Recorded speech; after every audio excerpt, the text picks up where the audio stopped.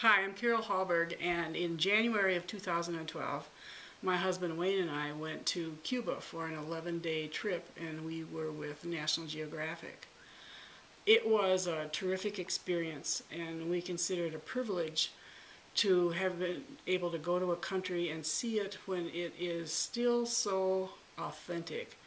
It's basically unchanged since 1959 when Castro assumed control of the country. So we were able to see the architecture, that some of it has been restored, some of it is in the process of being restored.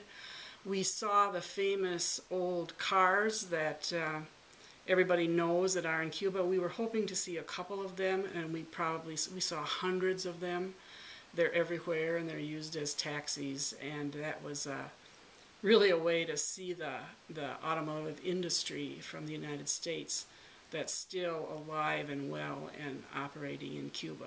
Hi, I'm Wayne Hallberg, and my interest in Cuba stems from early readings of Hemingway, and so I was very familiar with that. I was a elementary student during the Cuban Missile Crisis, so that and Hemingway's writing brought my interest to what this place was like. I was so impressed by the land itself, the pristineness of the environment because of the lack of recent industrialization, and the potential, the agricultural potential, the beautiful beaches, the scenery, which is pretty much unspoiled, and it's a time capsule. It is really stuck in the 1950s. This trip was a privilege because this kind of group travel directly from the United States to Cuba is something that has just recently been available to Americans.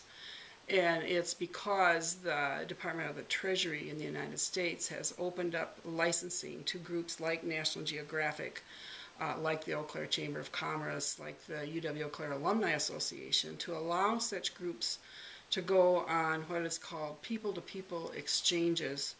So once an American group is there, there are certain requirements that you spend at least 8 hours a day interacting with Cuban citizens, being exposed to their culture.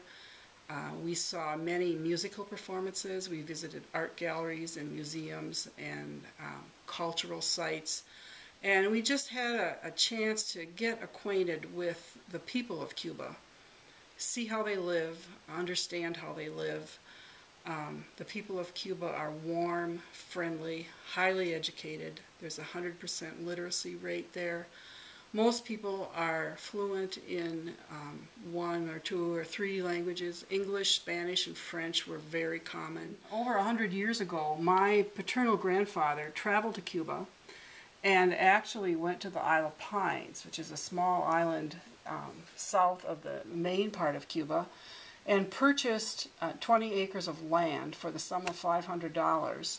It was part of a development that was basically marketed to people from Illinois and Wisconsin.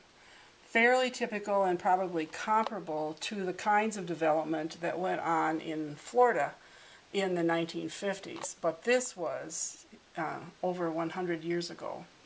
I found the deed and some photographs that he took and postcards that he sent back to our family when I dismantled our family home after my parents had passed away. So these things are really treasures for me and for our family, and it forms a connection with this place that I finally did get to visit.